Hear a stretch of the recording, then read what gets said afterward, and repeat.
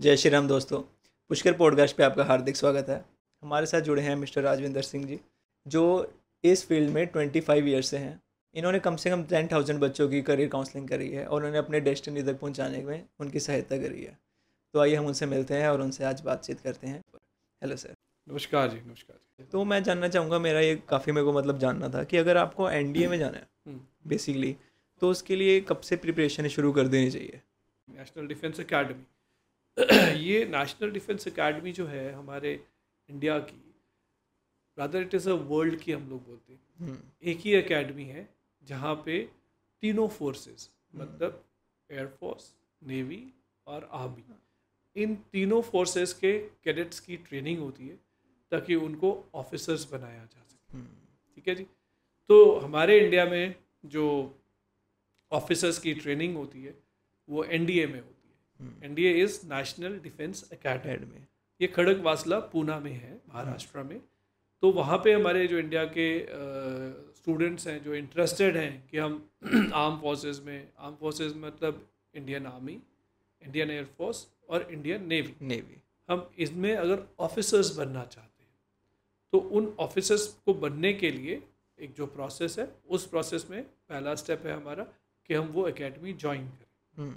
तो national defence academy is academy जहाँ आपको ऑफिसर्स की ट्रेनिंग मिलनी शुरू हो जाएगी।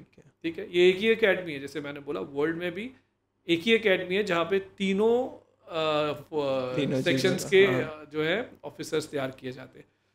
तो उसका प्रोसेस क्या है? उसका प्रोसेस है कि आप, ये एक एनडीए का रिटन एग्ज़ाम होता है जो यूपीएससी कंडक्ट कराते हैं। This exam is conducted twice a year, मतलब साल में दो बार एग्ज़ाम ये कंडक्ट होता है।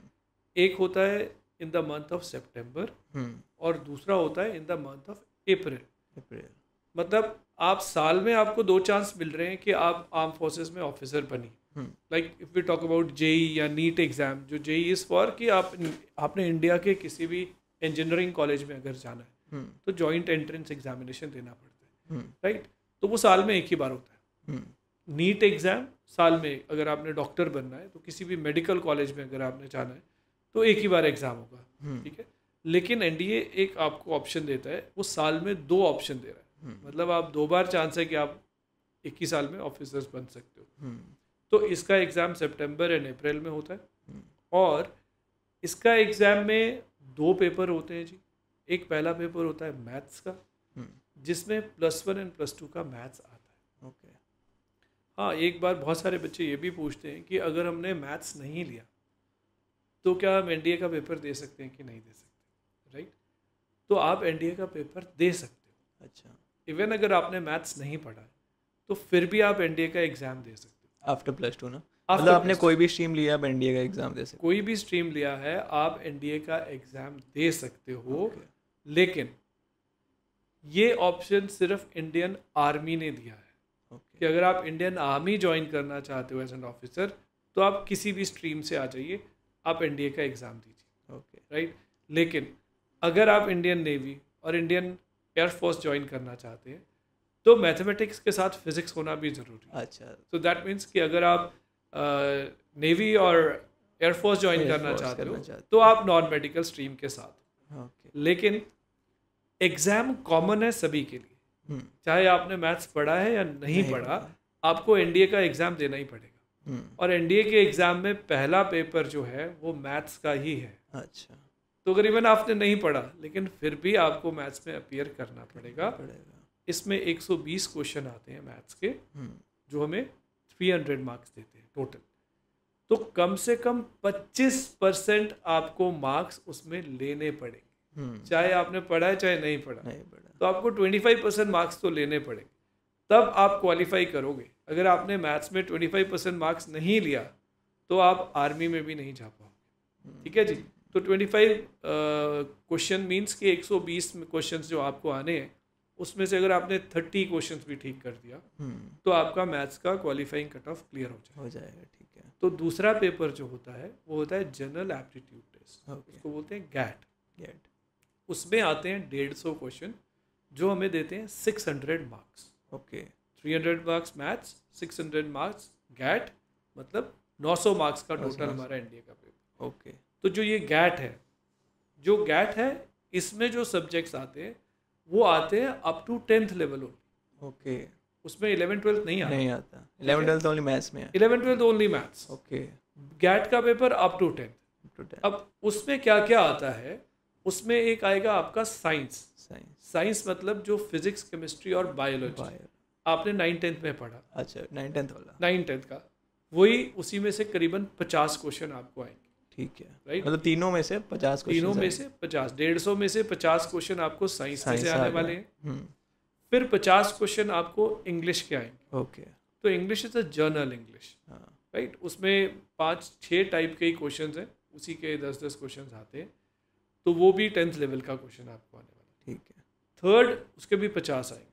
अच्छा। थर्ड होता है जिसमें हिस्ट्री, ज्योग्राफी और पॉलिटी, ये जो हमने SST में पढ़ा है, जो हमने 9-10 में पढ़ा है, हिस्ट्री, ज्योग्राफी एंड पॉलिटी, उसके करीबन 35 क्वेश्चन आते हैं। अच्छा। राइट। ठीक है। और फिर आता है करंट अफेयर्स। करंट अफेयर्स मतलब कि जो अभी इवेंट्स हो रहे हैं, इंपॉर्टेंट इवेंट्स क्या क्या हुए लास्ट 6 मंथ्स के अंदर अंदर, उसके बीच में से 15 का क्वेश्चन ये आते हैं। तो ये डिस्ट्रीब्यूशन है हमारा पूरे NDA के एग्जाम का। फर्स्ट पेपर मैथ्स, जिसमें 120 क्वेश्चन है, कम से कम 30 ठीक करने हैं, चाहे मैथ्स पढ़ा चाहे नहीं पढ़ा, राइट। दूसरा गैट, जिसमें 150 क्वेश्चन आएगा, टोटल 900 मार्क्स। 150 में से मतलब कितने अप्रॉक्स? सी देखो, हर एक में 25% का ही मिनिमम कट ऑफ होता है। अच्छा, सारे सब एग्जाम्स में? जैसे एक हम 2 ही पेपर है। हाँ जी। 1 पेपर इज मैथ्स, उसमें भी 25% है। दूसरा इज गैट, कंबाइंड, सारा कंबाइंड 600। ठीक है। उसमें भी आपको 25% तो ठीक करना है। ठीक है। बट आपको ओवरऑल जो टोटल है आपका, वो आपका जो कट ऑफ बनेगी, मेरिट लिस्ट बनेगी, तो उसमें आपका नाम आना चाहिए। ठीक है। तो यूजली मेरिट बहुत हाई नहीं होती है कॉम्पिटिटिव एग्जाम्स की। जो NDA की हम अगर बात करें, तो जो लास्ट ईयर सितंबर में एग्ज़ाम हुआ, उस सितंबर एग्ज़ाम में जिस स्टूडेंट ने 900 में से 306 मार्क्स लिए, 306 900 में से, वो क्वालिफाई कर गया था NDA के रिटन एग्जाम। मतलब इतना मुश्किल नहीं है। इतना मुश्किल नहीं है, आपको 10th लेवल की ही चीज़ें आ रही हैं। हाँ, सही बात। ऐसा भी नहीं है कि आपको 11th-12th आ रहा है। हाँ। अगर हम नॉन मेडिकल स्टूडेंट्स की बात करते तो मैथ्स तो पढ़ ही रहा है 11th-12th में। हाँ। तो आपको 120 में से 30 क्वेश्चन भी ठीक करेंगे, आपका काम होगा। सही बात है। 33-34% मार्क्स। आपको बोर्ड एग्जाम पास करने के लिए 33% मार्क्स चाहिए कम से कम। हाँ। है ना। तो अगर हम 33-34% में आपको इंडिया के एक NDA टॉप मोस्ट एग्जाम में बोलते हैं आप क्वालिफाई कर रहे हो, तो इससे आसान चीज़ कौन सी है? सही बात है। तो मतलब हम ऐसे भी कर सकते हैं ना कि हम मतलब +1 +2 में आप आर्ट्स ले लो, साथ में मैथ्स, आप मैथ्स की तैयारी करी जाओ। बिल्कुल बिल्कुल। क्योंकि नॉन मेड लेके फिर आपको सब फिजिक्स वगैरह भी सबकी तैयारी करनी पड़ेगी। अगर आपको इंडियन आर्मी में जाना है तो। हाँ, आपको आर्मी में जाना है तो आपको ये ऑप्शन मिलेगा कि आप आर्ट्स लेके भी कर लीजिए। हाँ, क्योंकि मैथ्स आपको करना ही करना है। हाँ, तो उसके लिए सपोर्ट ले लीजिए। क्योंकि उसमें ये है ना कि हमारा फिर बाकी सारे सब्जेक्ट्स आ जाएंगे, बायो, मतलब वो फिर पर वो तो 10th लेवल वो का 10th लेवल का है, तो आपने वो ऑलरेडी पढ़ा है 10th लेवल। वो तो आप, अब ये नहीं है कि आपने 10th में पढ़ा नहीं है, आप 10th की तो रिवीजन। मैं बच्चों को कन्विंस करने के लिए ये बोलता हूँ, 10th वाले बच्चों को, कि भाई अगर मैं आपको बोलूँ कि 8th का सिलेबस पढ़ना है, 8वीं क्लास में जो सिलेबस था वो पढ़ाई करना है, उसमें से टेस्ट दूंगा तुम्हें, तो तुम्हें मुश्किल लगेगा? कोई बच्चा नहीं बोलता मुश्किल लगेगा। क्यों? रीज़न क्या है? एक, जैसे जैसे हम बड़े होते जा रहे हैं, जैसे जैसे हमारे इयर्स पास होते जा रहे हैं, हमारा दिमाग उतना ही मैच्योर होता जा रहा है, राइट, उतना स्ट्रांग होता जा रहा है ना। 8वीं में वो 8वीं का सिलेबस मुश्किल लगता था, 10वीं में 10वीं का भी मुश्किल लगता था, लेकिन 10वीं में खड़े होके जब 8वीं का देखेंगे तो वो मुश्किल नहीं लगेगा। अरे ये तो छोटी छोटी चीज़ें हैं यार, ये तो कुछ है ही नहीं है ना। तो सेम जब आप +2 में पहुंचे हो तो 10th भी आपका जो सिलेबस है ना, वो बहुत मुश्किल लगेगा नहीं। बट इम्पॉर्टेंट क्या है? इम्पॉर्टेंट ये है कि क्या आपने पहले दिन से अपने आप को तैयार किया मेंटली कि मुझे NDA का एग्जाम क्लियर करना है, राइट। मैंने उसके लिए क्या तैयारी करी है? मैंने क्या मैथ्स के क्वेश्चंस की उस लेवल पे तैयारी करी है कि मैं NDA के क्वेश्चन भी कर सकूं? अच्छा, फिर मैंने 10th में जो हिस्ट्री, ज्योग्राफी, पॉलिटी पढ़ा था या साइंस पढ़ा था, क्या मैं उसके लिए भी काम कर रहा हूँ कि नहीं कर रहा हूँ? मैंने इंग्लिश की तैयारी करी है कि नहीं करी है? तो ये चीज़ें अगर आप करते हो स्टार्टिंग से, तो ये एग्जाम मुश्किल नहीं है, हाई स्कोरिंग नहीं है। हाँ, अगर पूरा NDA में जाना है तो पहला पार्ट है हमारा ये, जिसमें हमें रिटन एग्ज़ाम को क्लियर करना है, ठीक है। लेकिन रिटन एग्ज़ाम के बेसिस पे भी आप एनडीए में डायरेक्टली एडमिशन्स नहीं ले पाओगे, ठीक है। इसके बाद सेकंड राउंड शुरू होता है, this is called SSB interview, ठीक है। अब अगर हम लोग ये देखते हैं कि एनडीए का एग्ज़ाम कौन ले रहा है, तो एनडीए का एग्ज़ाम ले रहा है यूपीएससी, ठीक है। वो आर्म फोर्स वाली एजेंसी नहीं है, कोई आर्म फोर्स नहीं एनडीए का एग्ज़ाम ले रहा है, ये बाहर की एजेंसी एग्ज़ाम ले रही है। तो उन्होंने उनको दे दिया सिस्टम कि आप एग्ज़ाम दे के, कुछ बच्चे हमारे पास अराउंड 7,900 या 8,000 स्टूडेंट्स को आप शॉर्टलिस्ट करके एग्ज़ाम के बेसिस पे आप हमारे पास भेज दीजिए। जैसे अब ये बच्चों का क्वेश्चन रहता है कि हमने वहाँ जाके वो करना है, मतलब जो भी हम इंडियन आर्मी में जाके हमने उसके बेसिकली हमको, मतलब ये सबका माइंडसेट रहता है कि हमारे ये पढ़ाई काम नहीं आनी वहाँ, फिर हम इसका क्यों एग्ज़ाम्स दे रहे हैं। नहीं, ऐसा नहीं है। हाँ। पढ़ाई तो हर जगह ही काम आनी है। पढ़ाई जब आप एक पर्टिकुलर स्किल्स के लिए काम करते हो ना, सपोज मैं डॉक्टर बनना चाहता हूँ, राइट, तो मैं डॉक्टर की स्किल्स के लिए काम कर रहा हूँ और मैं उसको आगे जाके एज अ प्रोफेशन यूज़ करना चाहता हूँ, वन पार्ट। उसके अलावा जब हम पढ़ाई की बात कर रहे होते हैं ना, जनरल पढ़ाई, वो क्या कर रहे हो आप अपने दिमाग की एक्सरसाइज करते जा रहे हो। राइट, मैंने क्या बोला, लास्ट में दिमाग यूज़ करना है ना। हाँ।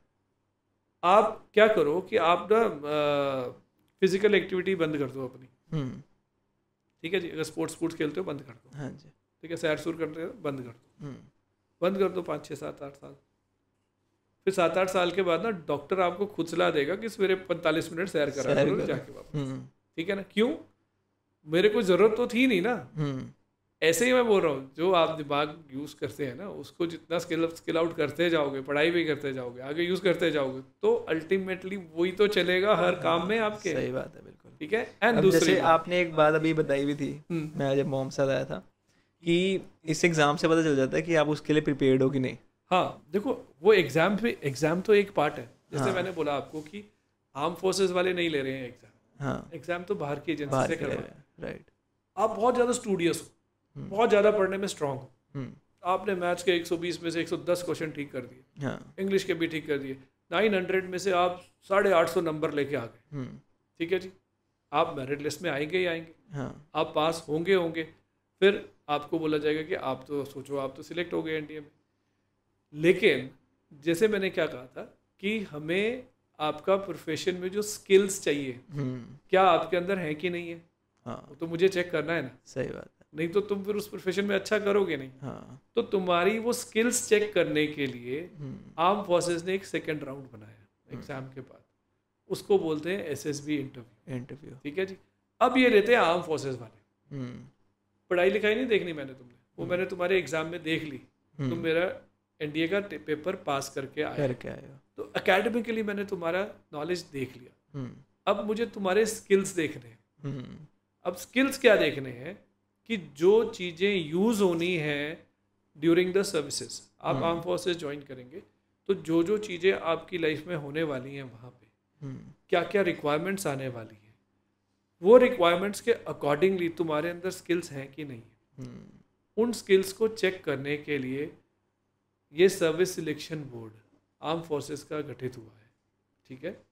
और इसमें क्या होता है, इसमें स्पेशलिस्ट ऑफिसर्स होते हैं जिनको स्पेशली ट्रेनिंग दी जाती है कि किस तरीके से बच्चे के अंदर वो स्किल्स को चेक करना है। अच्छा, ठीक है जी। तो ये प्रोसेस पूरा 5 दिन चलता है। अच्छा, एसएसबी इंटरव्यू 5 दिन की इंटरव्यू है, एक बच्चे की 5 दिन इंटरव्यू, 5 डेज। ओके। और वो 5 डेज में क्या होता है, 3 अलग अलग टाइप के असेसर्स। अच्छा, बहुत सारे पेरेंट्स क्या सोचते हैं, इवन स्टूडेंट्स पेरेंट्स, कि जब भी हम लोग एनडीए की बात करते हैं ना, सबको पता नहीं क्यों लगता है कि यार physical work, long jump, high jump, बच्चे की फिटनेस बड़ी स्ट्रांग होनी चाहिए जी। ये अब बोलते हैं वो आपको जवान एंट्री में नहीं लेके जा रहे, हाँ, वो आपको ऑफिसर एंट्रीज में लेके जा रहे हैं। फिटनेस ठीक बात है, आपकी होनी ही चाहिए, लेकिन उससे भी बहुत ज़्यादा ज़रूरी क्वालिटी जो आपके अंदर होनी चाहिए वो ये होनी चाहिए कि क्या आप ऑफिसर की जिम्मेवारियां निभाने लायक हो कि नहीं हो। आपके अंदर इतनी सारी बटालियंस होंगी, ठीक है ना, तो क्या उन सब के जो लाइफ और जो डिसीजंस हैं वो आपने लेने हैं, आपके एक इशारे पे वो काम करने वाले। तो तुम्हारे अंदर वो स्किल्स हैं कि नहीं है, सही बात है, कि आप सही डिसीजन सही टाइम पे ले सकते हो कि नहीं। तो आप ये देखो, पूरे 5 दिन की जो इंटरव्यू है हमारी SSB की, उसमें फिजिकल वाला टेस्ट जो होता है ना, सिर्फ 3 मिनट का होता है, एक ही टेस्ट। अच्छा बाकी सारा टाइम मेंटली। तो वो थॉट अलग है पेरेंट्स की। हम जो बोलते हैं ना जवान एंट्री, फौजी एंट्री, उसमें फिजिकल टेस्ट होते हैं पहले, कि आपको पहले long jump, high jump, pushups, ये वो सब आपके टेस्ट होंगे। आप टेस्ट में पास करोगे, फिर आपको रिटर्न टेस्ट देना पड़ता है जवान एंट्री के लिए। लेकिन जब ऑफिसर एंट्रीज की हम बात करते हैं तो वो प्रोसेस अलग है, तो वो पेरेंट्स को थोड़ा अलग समझें। मतलब वो बेसिकली आपका माइंडसेट देख रहे हैं, आपके स्ट्रॉन्ग देख रहे हैं, आप कितना मेंटली स्ट्रॉन्ग हो। जो इंटरव्यू में असेसर्स हैं वो 3 टाइप के असेसर्स होते हैं। राइट। जिनको दिल्ली की आर्मी एसोसिएशन है, जो ट्रेनिंग इंस्टीट्यूट है, वहाँ पे पहले उनको ट्रेनिंग दी जाती है। फिर 2 साल वो ऑन SSBs में बच्चों को एज अ असिस्टेंट असेस करते हैं। उसके बाद उनको असेसर्स डिक्लेयर किया जाता है, फिर वो बच्चों को चेक करना शुरू करते हैं। तो 3 असेसर्स होते हैं। वन इज साइकोलॉजिस्ट, जैसे नाम बोल रहा है साइकोलॉजिस्ट, मतलब क्या, वो आपके दिमाग के अंदर क्या चल रहा है ना बच्चे के, वो रीड करने की कोशिश करेंगे कि दिमाग कहीं क्रिमिनल थॉट तो नहीं है तुम्हारा, ठीक है ना, डरपोक तो नहीं हो, ठीक है, टाइमली सही डिसीजंस ले सकते हो कि नहीं ले सकते हो, है ना, ये मुझे क्वालिटीज चाहिए। राइट। तो वो जो साइकोलॉजिस्ट है वो ये चेक करने की कोशिश करेंगे। उसके बाद एक और ऑफिसर्स होते हैं जिसको हम लोग बोलते हैं group task officers, okay, GTO। GTO का क्या काम है, वो ये चेक करते हैं कि आप ग्रुप में कैसा बिहेव करते हो। आर्म फोर्स अकेले अकेले का काम नहीं है, सही बात है। आप as a group, as a family रहने वाले हो सारे के सारे। तो आप उस ग्रुप में कैसा बिहेव करने वाले हो, कैसे अपनी बात रख पाते हो, दूसरों की बात कैसे सुन सकते हो कि नहीं, अलग अलग कल्चर्स के लोगों के साथ मिलके रह सकते हो कि नहीं रह सकते हो, है ना, आप फाइनल सबकी बातचीत करके एक सही टाइम पे सही डिसीजंस ले सकते हो कि नहीं ले सकते हो। ये ग्रुप टास्क ऑफिसर्स चेक करते हैं। थर्ड होते हैं इंटरव्यूइंग ऑफिसर्स। इंटरव्यूइंग ऑफिसर्स ये देखते हैं, हम लोग बोलते हैं पावर ऑफ एक्सप्रेशंस, कि आप अपनी बात रख सकते हो कि नहीं सही तरीके से, फिर आप कितना समझदार हो, कितना जानते हो अपने बारे में, कितना थोड़ा आसपास क्या चल रहा है उसके बारे में, और जो डिसीजंस ले रहे हो या जो चीज़ें कर रहे हो उसके बारे में कितनी आप स्ट्रांगली समझते हो, है ना। तो ये तीनों officers, psychologist, GTO and IO officers, ये अपने अपने मार्क्स अपने अपने हिसाब से देंगे। अच्छा, अपने अपने हिसाब से वो असेस करते जाएंगे। और लास्ट डे होता है जिसको हम लोग बोलते हैं कॉन्फ्रेंस डे। तो लास्ट डे में ये अपने अपने मार्क्स दिखाएंगे। अच्छा, कि भाई मेरी तरफ से साइकोलॉजिस्ट बताएंगे कि ये बच्चा मेरी तरफ से पास है कि नहीं है, GTO बोलेंगे ये मेरी तरफ से पास है कि नहीं, जो स्किल्स चाहिए वो मेरे हाँ है कि नहीं इसमें, ऐसे IO बोलेंगे है कि नहीं है। अगर तीनों की हाँ होगी तो आप रिकमेंड किए जाएंगे। अच्छा, अगर तीनों की हाँ नहीं होगी, मतलब एक ने भी मना कर दिया तो एक ने भी मना कर दिया तो आपका समझ लीजिए 80% चांस है कि you will be rejected. Okay, अगर एक ने भी मना कर दिया तो फिर भी लास्ट कॉन्फ्रेंस डे में थोड़ा उसके साथ टाइम और लगाते हैं। अगर मार्जिनल होता है एक का, फिर टाइम लगा के देखते हैं कि कर सकते हैं कि नहीं, नहीं है तो फिर रिजेक्ट। अगर 2 ने ना बोल दिया तो बिल्कुल ही रिजेक्ट डायरेक्टली। तो फिर फाइनल डे वो रिकमेंड करते हैं कि आप ये बच्चे जो आए हैं इनमें से ये बच्चे हम रिकमेंड करते हैं। Then the students go for final medical exam के लिए जाते हैं अपना। तो मेडिकल टेस्ट होते हैं आर्म फोर्सेस के सारे, तो उस टेस्ट में पास हो जाते हैं। अगर कुछ कंडीशंस होती हैं कि भाई आपका कुछ ये मार्जिनल ठीक नहीं लग रहा या वेट सपोज ओवर चल रहा है तुम्हारा, तो वो आपको 40 डेज़ का टाइम देते हैं। ओके, कि आप जाइए, आप ठीक हो जाइए, 40 डेज़ में जाके अपने आप को करेक्ट कर लीजिए। फिर कमांड हॉस्पिटल में जाके आप अपना दोबारा से वेरिफिकेशन कर लीजिए, आप ओके हो गए तो फिर आपको पास करते हैं। ओके, तो ऐसे ही जो स्टूडेंट पास होते हैं उन सब की फाइनल मेरिट लिस्ट बन जाती है। उस फाइनल मेरिट लिस्ट में से भी जो फाइनल पोस्ट होती हैं, जैसे अराउंड 400 स्टूडेंट्स एक बार इनटेक किया जाता है एयरफोर्स, नेवी और आर्मी में मिला के। तो वो 400 स्टूडेंट्स जो है उस लिस्ट में जो टॉप के होते हैं उनको फिर जो है फाइनल सिलेक्शन करके NDA में भेजा जाता है। अच्छा, फिर वो 3 साल नेशनल डिफेंस एकेडमी में पहले कॉमन ट्रेनिंग लेते हैं। ओके, फिर उसके बाद जब वहाँ कंप्लीट करते हैं, फिर 1 साल उनकी अपनी सर्विसेज की ट्रेनिंग होती है। मतलब कि अगर आर्मी वाले हैं तो फिर वो आर्मी की अपनी स्पेशल ट्रेनिंग के लिए IMA देहरादून जो है वहाँ जाते हैं 1 साल के लिए। एयरफोर्स वाले हैदराबाद जाते हैं 1 साल के लिए ट्रेनिंग के लिए। नेवी वाले हमारे कोची जाते हैं, केरला जाते हैं 1 साल की ट्रेनिंग के लिए। मतलब पहले 3 साल 3 साल कॉमन, फिर 1-1 साल अपने अपनी सर्विसेज पे, फिर उसके बाद वो फाइनली कमीशन होते हैं आर्म फोर्सेज में एज अ लेफ्टिनेंट की पोस्ट में ज्वाइन करते हैं आर्म फोर्सेज को।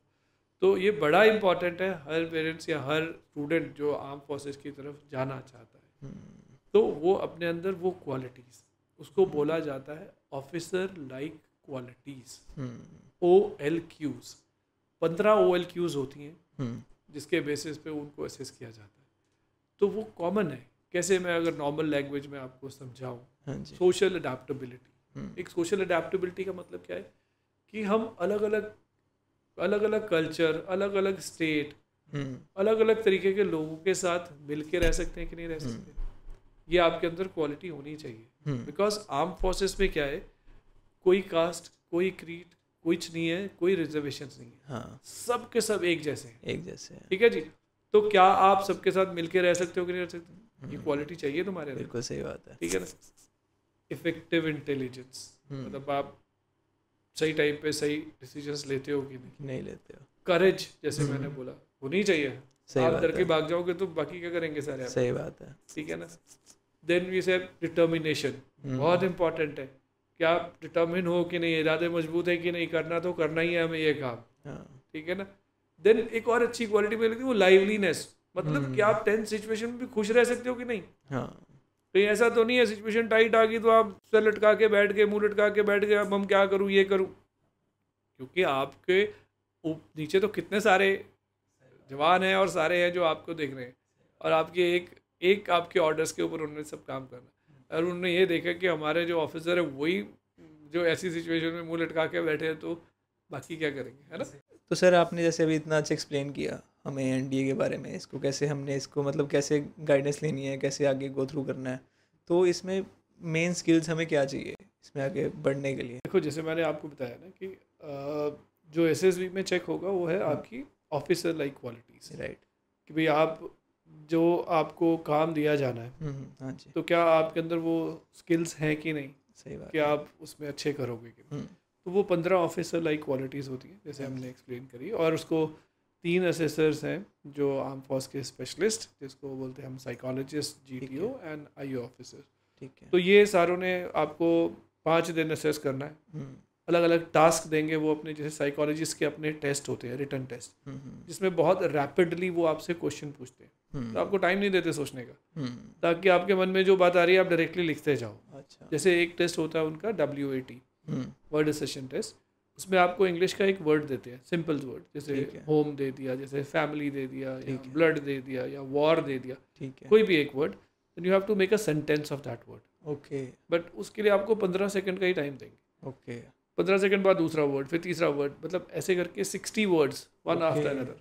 ओरली रिटर्न एक सेंटेंस आपको बनाना ही बनाना है उसका, बनाना है। ठीक है। तो आपको टाइम नहीं दे रहे, आप वर्ड के ऊपर डायरेक्टली सेंटेंस बना रहे हो। उसमें पॉजिटिव वर्ड्स भी होंगे, नेगेटिव वर्ड्स भी होंगे, हर तरह के वर्ड्स होंगे, बट सिंपल वर्ड्स। तो आपका सबकॉन्शियस माइंड में जो चीज़ आ रही है ना, आप लिख रहे हो, आप सोच के तो लिख नहीं रहे क्योंकि टाइम नहीं है आपके पास। नहीं है। ऐसे साइक के 2 टेस्ट और होते हैं। एक SRT होता है जिसमें वो सिचुएशन रिएक्शन टेस्ट हम लोग बोलते हैं। उसमें एक सिचुएशन देंगे आपको, उस सिचुएशन में आप क्या करोगे आपको लिखना है वहाँ पे। ठीक है। But we again will give you only 30 seconds for one situation. Okay. वे आप जा रहे हो, रास्ते में एक्सीडेंट हो गया, आप क्या करोगे लिखिए। तो आप 30 सेकंड में लिखो फटाफट। 30 सेकंड के बाद दूसरा, ऐसे 60 सिचुएशंस होती हैं उसमें भी। तो इसमें मतलब इससे ये पता चल जाता है कि आप आपके दिमाग के अंदर क्या है। फिर वो साइक का ही काम है। बिल्कुल सही। ऐसे एक और टेस्ट होता है थर्मल एप्रिसिएशन टेस्ट। उसमें एक पिक्चर दिखाते हैं स्टूडेंट्स को, फोटोग्राफ। तो उस फोटोग्राफ के बेस पे हम आपको 30 सेकंड्स के लिए देखने के लिए देते हैं, और उसके बाद 3 मिनट देते हैं कि इसके बेस पे एक स्टोरी बनाइए आप। तो आप स्टोरी लिखते हैं। तो स्टोरी तो सारी आपकी दिमाग की उपज है। राइट। तो अलग अलग फोटोग्राफ्स में अलग अलग थीम्स हो सकते हैं। कोई डेथ का भी सीन हो सकता है, कोई वॉर का भी हो सकता है, कोई डिस्कशन कर रहे हैं वो सीन हो सकता है ना। कोई अच्छा सा सीन भी हो सकता है, पार्क का हो सकता है, सीनरी हो सकती है कोई भी। तो आप उसके बेस पे स्टोरी लिख रहे हो। स्टोरी लिख रहे हैं। तो स्टोरी में आपका दिमाग आना शुरू होता है सारा। तो then we the psychologist able to find out कि आपके दिमाग के अंदर क्या है राइट। तो वो अपनी ऑफिसर लाइक क्वालिटीज उसमें से देखेंगे। ऐसे GTOs आपको टास्क देते हैं। टास्क मतलब है कि 15 बच्चों को बोलेंगे कि भाई ये काम है, ऐसा ये काम कर लीजिए जी। तो एज अ ग्रुप आप काम करते हैं। तो ये just is going to observe कि आप उस ग्रुप में कैसे कर रहे हो, आपका बिहेवियर कैसा है, आप उनकी बात सुन रहे हो कि नहीं, कहीं अपनी तो नहीं चलाई जा रहे हो उनके ऊपर गलत सच कुछ भी। तो he is going to see that. तो वो अपने टास्क देगा। ऐसे आइयो अपना बातचीत करेगा आराम से, आपकी जैसे हम लोग बात कर रहे हैं ऐसे ही बातचीत करेंगे हम लोग आधा पौना घंटा, ताकि वो अपने हिसाब से ऑफिसर लाइक क्वालिटीज जज कर सके। इट्स वेरी इंपॉर्टेंट कि कोई भी बच्चा अगर आर्म फोर्सेस में जाने के बारे में सोचता है, one side he is preparing for his written examination जिसमें वो मैथ्स और गैट की तैयारी कर रहा है, पैरेलली ही उसको अपने अंदर ऑफिसर लाइक क्वालिटीज़ भी कल्टीवेट करनी शुरू करनी पड़ेगी राइट। ऐसा नहीं है कि आप बोलोगे कि 10 दिन के 15 दिन के मैं टाइम पीरियड में ये क्वालिटीज़ अपने अंदर डालूंगा, नॉट पॉसिबल एट ऑल। जैसे एक पावर ऑफ एक्सप्रेशन है, मतलब आप अपनी बात रख सकते हो कि नहीं। सही बात है। तो आप अगर कभी स्टेज पे चढ़े ही नहीं बच्चा, कभी आपने पब्लिकली एड्रेस ही नहीं किया किसी को, सही बात, तो आप वहाँ पे 10 दिन में कैसे सीख लोगे। सही बात है। तो आप उस स्किल्स में आप पीछे रह जाओगे, यू कैन बी रिजेक्टेड। तो नहीं किया तो आपके पास अभी 2 साल है ना, तो आप धीरे धीरे धीरे उस क्वालिटीज़ को अपने अंदर पैदा कर सकते हैं। तो this is what you have to सी।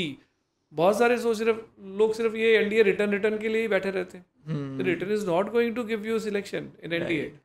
आपका एक्सेप्टेंस होना ही एसएसबी के बाद। सही बात है। जैसे आपने बताया एनडीए में तो मार्क्सिस है भी नहीं, मैथ्स का 25% है एंड बाकी ओवरऑल का भी। बिल्कुल, वो तो आपको एसएसबी के लिए क्वालिफाई कराएंगे। जैसे मैंने आपको पहले बोला कि आप 850 मार्क्स भी लेके आ जाओ, लेकिन अंदर आपके अंदर क्वालिटीज ही नहीं है ऑफिसर बनने वाली, तो आप रिजेक्टेड हो। मतलब 200 मार्क्स वाला 800 मार्क्स वाला दोनों बराबर है। जो क्वालिफाई करेगा वो सारे बराबर हैं, उसके बाद सब बराबर है, जितने मर्जी मार्क्स आ रहे हैं। मेन बहुत सारी जगह ऐसा भी होता है, जैसे मेडिकल की बात चल रही होती है, मेरे पास कई बच्चे आके पूछते हैं कि सर हमारे स्पेक्स लगी हुई है हमारे, तो स्पेक्स अलाउड है कि नहीं अलाउड है ना। ऐसा आर्म फोर्स बोलता है कि हम आपको अलाउ करते हैं अगर आपके स्पेक्स भी लगी हैं, बट उसकी पावर 2.5 से ऊपर नहीं होनी चाहिए। अच्छा, ठीक है जी। अब ये क्वेश्चन उठता है कि किसी बच्चे ने स्पेक्स नहीं लगाई और किसी ने 2 की स्पेक्स लगा रखी है तो क्या दोनों में कोई वेरिएशन होगा? ऐसे सोचने में तो होगा ना, उसने नहीं लगाई उसने लगाई, लेकिन आर्म फोर्सेस में ऐसा नहीं है। अच्छा, अगर आप वो पैरामीटर्स के बीच में हैं तो आप सब एक जैसे इक्वल हैं, ठीक है ना। तो इसलिए ऐसा डरने की बात नहीं है कि भाई उसमें वो तो बगैर चश्मे का था, मेरे चश्मे लगा उसको ज़्यादा फायदा हो जाएगा, बिल्कुल नहीं। आप उनकी लिमिट्स में आ रहे हो, रेंज में आ रहे हो, आप भी वैसे ही हो, आप भी बराबर हो। तो ये बहुत इंपॉर्टेंट है, ये हर स्टूडेंट को समझना है। आर्म फोर्सेस बहुत सारे इंस्टीट्यूट्स भी हैं जिनको मैं बोलता हूँ एनडीए की तैयारी के लिए बात कर रहे होते हैं। सिंपल एनडीए रिटर्न के लिए तैयारी के लिए बात कर लेते हैं कि भाई उनको पता है मैथ्स पढ़ा लेंगे और कोई भी साइंस का टीचर रख लेंगे 10th लेवल का, वो पढ़ा देगा, तो उसके बेसिस पे हम एनडीए की तैयारी करा रहे हैं। बट एक्चुअली वो तैयारी नहीं है राइट।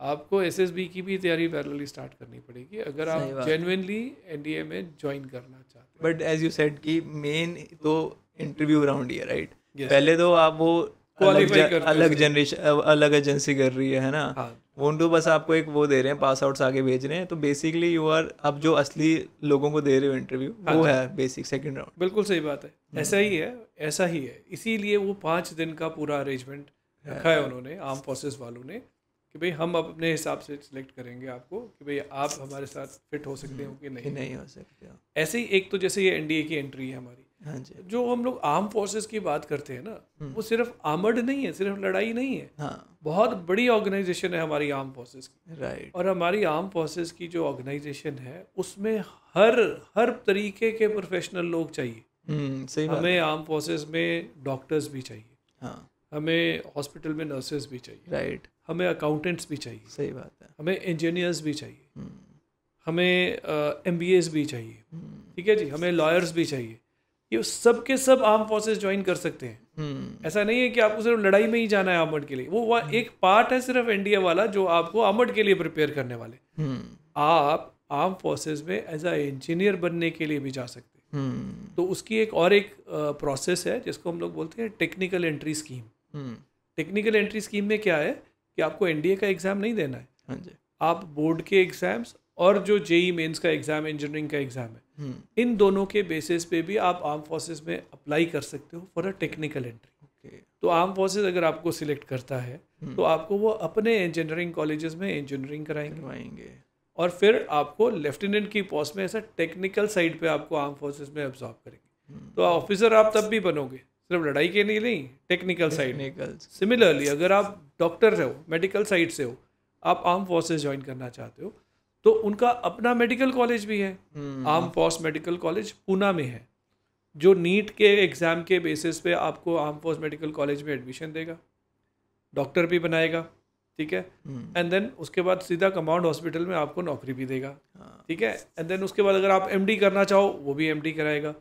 और सबसे अच्छी बात ये है कि आप आर्म फोर्सेस के जिस भी सेक्शन से जा रहे हो, आपको सिर्फ उस एग्ज़ाम को देने के लिए जो फीस चाहिए 100 रुपया, सिर्फ वही भरनी है एनडीए। अच्छा। उसके बाद अगर आप सिलेक्ट हो गए, आपका कोई खर्चा नहीं, ना एमबीबीएस करने का आपका खर्चा है, ना आपकी इंजीनियरिंग का खर्चा है, ना आपकी एनडीए की ट्रेनिंग का खर्चा है, सारे खर्चा आर्म फोर्सेस ने बेयर करने। और आपको सीधा लेफ्टिनेंट की पोस्ट देंगे। इतना बढ़िया रिस्पेक्टेबल, इतना स्टेटस आपका प्रोफेशन रहने वाला है। और मैं तो ये बोलता हूँ कि आर्म फोर्सेस ऐसी जगह है जहाँ पे आप जो चाह रहे हो अपनी लाइफ को, जैसा देखना चाहते हो, मेरी लाइफ ऐसी होनी चाहिए, वो सारी चीज़ें आपको प्रोवाइड कराता है। आप स्पोर्ट्स में अच्छे हो, आपको लगता है यार मेरी लाइफ स्पोर्ट ही होनी चाहिए, आर्म फोर्सेस आपको स्पोर्ट्स में भी ऑप्शन देता है। आप फिटनेस फ्रीक हो या मेरे पे फिट रहना चाहिए, आर्म फोर्सेस उसमें भी आपको देता है। एडवेंचरस हो, मुझे तो एडवेंचर देखना चाहिए, तो एडवेंचरस लाइफ हमारे से ज़्यादा आर्म फोर्सेस से ज़्यादा कहीं मिलने वाली नहीं। सही बात, ठीक है ना। रिस्पेक्ट हम बोलते हैं सभी प्रोफेशन से सबसे ऊपर रिस्पेक्ट हमारे आर्म फोर्सेस के ऑफिसर्स की होती है। सही बात है। तो आप जैसी लाइफ चाहते हो, डिसिप्लिन वो भी है, तो it's very very good profession. अगर आप सिलेक्ट करना चाहते हो आर्म फोर्सेस की साइड में, तो आप ज़रूर उस साइड पे देखिए। It is not just academic कि आपको एकेडमिकली बहुत मार्क्स लेने, आपको ओवरऑल आपकी पर्सनैलिटी, आपके अंदर वो क्वालिटीज़ हैं विच आई फील इज़ कि एक जेन्युइन सीधा साधा ट्रू बच्चा जो है ना, उसके अंदर वो क्वालिटीज़ आराम से होती है कि वो आर्म फोर्सेस ज्वाइन कर सकते। बिल्कुल सही बात, right. So this is one part जहाँ हम लोग आर्म फोर्सेस के लिए आज बात कर रहे हैं आपसे। हाँ, अभी जैसे आपने सर बताया कि अगर हमें जैसे जाना चाहिए, तो मेरे को जैसे जितना थोड़ा समझ आया कि आप आर्ट्स के साथ मैथ्स लेके भी जा सकते हो। हाँ, जैसे हमने बोला कि आप आर्मी में अगर जाना चाहते हो, प्रोसेस एनडीए का ही रहेगा, एग्ज़ाम आपको देना ही पड़ेगा एनडीए का रिटन एग्जामिनेशन। बट आर्मी बोलती है कि अगर आपने मैथमेटिक्स नहीं भी पढ़ा, मतलब अगर आपने कॉमर्स, मेडिकल या आर्ट्स लेके आपने +1 +2 पढ़ा है, तब भी हम आपको मौका देंगे कि आप आर्मी ज्वाइन कर सकते हैं। लेकिन एनडीए का एग्ज़ाम देना ही पड़ेगा, उसमें मैथ्स का पेपर देना ही पड़ेगा। तो वो जो आपने बोला कि अगर मैं आर्ट्स लेके और मैथ्स एक साथ में जोड़ लूँ तो क्या मुझे फ़ायदा होगा? डेफिनेटली आपको फ़ायदा होगा। आप आर्ट्स के साथ अगर मैथ्स ले लेंगे तो उस मैथ्स के बेसिस पे आप जो मैथ्स का पेपर है उसमें एटलीस्ट क्वालिफाइंग मार्क्स जो है वो ज़रूर स्कोर कर पाओगे। बिल्कुल नहीं पढ़ा तो फिर आपके लिए थोड़ा मुश्किल हो जाएगा, क्योंकि एग्ज़ाम तो देना ही पड़ेगा। ये एक फ़र्स्ट एंट्रीज़ हैं हमारी जो हम लोग +2 के बाद ऑफिसर बनने के लिए आर्म फोर्सेस में करते हैं। अनफॉर्चुनेटली अगर आप +2 में इस एंट्री में रह गए, नहीं कर पाए क्वालिफाई, तो डिसहार्टन होने की ज़रूरत नहीं है। इसके बाद दोबारा मौके आपको मिलेंगे। जैसे +2 के बाद हम लोग ऑफिसर एंट्रीज करते हैं, ऐसे ग्रेजुएशन के बाद भी करते हैं। तो ग्रेजुएशन के बाद जब आप जाते हो तो उसके और एग्ज़ाम्स हैं, CDS का एग्ज़ाम होता है, FCAT का एग्ज़ाम होता है, OTA का एग्ज़ाम होता है, जिनके थ्रू अगेन आप आर्म फोर्सेस में ऑफिसर ज्वाइन कर सकते हैं। तो इट्स नॉट जस्ट कि आप +2 के बाद ही आपने करना है। आपके हाँ चांसेस अच्छे हैं कि आप +2 में करके आगे निकल जाइए, नहीं हुआ तो आगे भी आपके पास मौके मिलेंगे आर्म फोर्सेस को ज्वाइन करने के लिए। ठीक है, तो बढ़िया प्रोफेशन है, अच्छे लोग सोच सकते हैं इसके लिए जाने के लिए। हाँ, लेकिन जैसे हम लोग बोलते हैं कि आप कभी भी किसी आर्म फोर्स के ऑफिसर से बात करिए या उनके देखिए, तो आपको उनमें एक थोड़ा सा डिफरेंस नज़र आएगा normal public civilians and arm forces में। जो एक डिफरेंस हम लोग बात करते हैं, आपको डेफिनेटली थोड़ा मिलेगा उनकी बातचीत के तरीके में, उनके डिसिप्लिन्ड लाइफ में, जो उनके अंदर हम बोलते हैं इनकॉर्पोरेटेड ही हो जाती है, अंदर तक चली गई, उनकी आत्मा तक चली गई वो डिसिप्लिन एंड स्टांस और बात करने का तरीका। तो यही चीज़ हम अपने कैडेट्स को भी बोलते हैं कि जो उस साइड जाना चाहता है, तो फिर आप जब पढ़ाई कर रहे हो ना, तो आप नॉर्मल स्टूडेंट नहीं हो, आप एक स्पेशल प्रोफेशन के लिए अपने आप को तैयार कर रहे हो, राइट, तो उस तैयारी के दौरान भी आपकी जो है ना चेंजेस आपके अंदर दिखने चाहिए। राइट, आपका बात करने का तरीका, आपका डिस्कशन का, आपका क्वेश्चन पूछना और क्वेश्चन का लेवल, राइट, मतलब आप ऐसे अननेसेसरी क्वेश्चन पूछने के लिए क्वेश्चन पूछ रहे हो, दैट इज़ नॉट गुड। सही बात, देखिए आपकी इंटेलिजेंस नज़र आए, है ना, पब्लिकली बात कर सको अपनी चीज़ें, ये साथ साथ आपको धीरे धीरे करनी पड़ेंगी, तो आप बढ़िया कर सकते हो उसमें। ये भी नहीं है कि आप बोलते कि बहुत बोलते सर मेरा बच्चा तो बड़ा फिटनेस है जी, रोज़ सवेरे उठ के जाता है, बॉडी बना रखी है जी, गेम में मैंने ये स्कोर किया है, this is all good things, but ये आपको वहाँ सपोर्ट नहीं करेगा, ठीक है ना। आपको जो वो उनकी रिक्वायरमेंट्स है, अगर आप वो पूरी कर रहे हो, they will be taking you happily. अगर आप नहीं कर रहे तो they will say excuse us, next time आप दोबारा उसको ऑन करके आइए, स्किल्स को तैयार करके आइए, अगली बार आपको रखेंगे। तो जैसे अभी आज तो हमने बहुत डिस्कशन एनडीए और आर्म फोर्सेस के लिए ही कर लिया, बट बहुत सारे और प्रोफेशंस हैं जिसके बारे में और भी बात हम लोग कर सकते हैं। हाँ, नॉन मेडिकल कमर्स सभी का बहुत सारे will have a discussion session for all the streams, जिसमें हम लोग आर्ट्स के लिए भी बात करेंगे कि आर्ट्स में किस किस साइड में क्या क्या ऑप्शंस के साथ आप काम कर सकते हो। Similarly in commerce also, medical and even non medical में अभी सिर्फ हमने एक ही लाइन अभी टच किया जो हम लोग नॉन आर्म फोर्सेस की बात कर रहे थे। इसके अलावा भी बहुत सारे और फील्ड हैं जिसके बारे में हम लोग डिस्कशंस कर सकते हैं। मे बी नेक्स्ट डिस्कशन में बैठेंगे तो ज़रूर बात करेंगे उन सब लाइन्स के बारे में। हम आपके लिए काफ़ी सारे लेकर आएंगे ऐसे आगे सर के साथ वीडियोस पॉडकास्ट लेकर आएंगे। जब आशा करते हैं कि आपको ये वीडियो काफ़ी पसंद आई हो, है ना, इसमें आपको काफ़ी ज़्यादा इन्फॉर्मेशन मिली हो। जो एनडीए में जाना चाहते हैं उनको काफ़ी सारा कुछ पता चल गया हो। और अगर हमारे कोई क्वेश्चंस रहते भी हो, मतलब मान लो आपका कोई एक आधा ऐसा डाउट है वो रह गया हो, आप पर्सनली सर से भी पूछ सकते हैं। हम सर का नंबर डिस्क्रिप्शन में डाल देंगे। एंड सर का ये फोकस इंस्टीट्यूट है सेक्टर 34 में। सर का काफ़ी साल से है इसी लाइन में एक्सपीरियंस, एंड काफ़ी सारे कैडेट्स को, काफ़ी सारे स्टूडेंट्स को सर ने काउंसिल किए एंड उनको हेल्प करा है आप अपने उनके डेस्टिनी तक पहुंचाने के। तो आप भी अगर कोई क्वारी है या इनके पास आके आप ज्वाइन करना चाहते हैं तो you can call him and you can ask him. बाकी हमारे साथ बने रहने के लिए धन्यवाद। जय Shri Ram. Right, thank you.